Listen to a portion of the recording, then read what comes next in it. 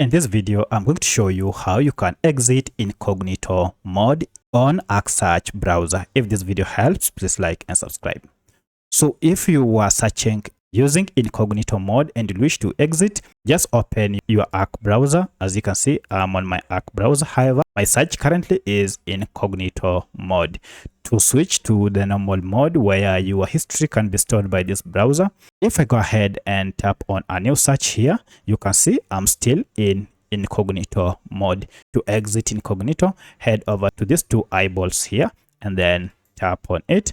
And now you will have exited incognito mode. Now, if you search for anything, now you will receive your search results in the normal mode, and you have to note that now your search history will be stored by Arc browser. So that's how you can exit incognito on Arc browser. If you have any other question, kindly let me know in the comment section. Otherwise, thanks for watching and let's meet in the next video.